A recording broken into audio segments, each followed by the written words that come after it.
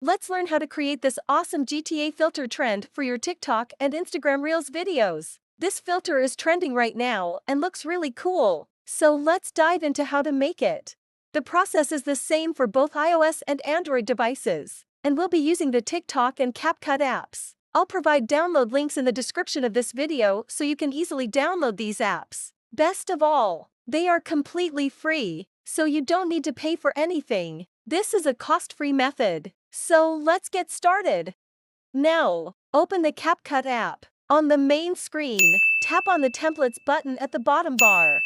There are various templates available for you, including videos and audio. You can search for the filter with the keyword GTA. There are different templates for you to choose from, so go ahead and find the one you like the most. Here, I chose the template named GTA Character.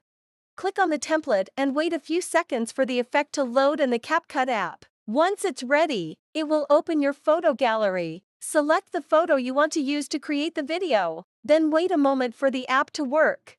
And there you have it, your very own Grand Theft Auto style video. It looks amazing, and you can now share it on Instagram Reels or TikTok. That's it for this video. If this tutorial helped you create a cool trending video, leave a comment below. See you in the next video.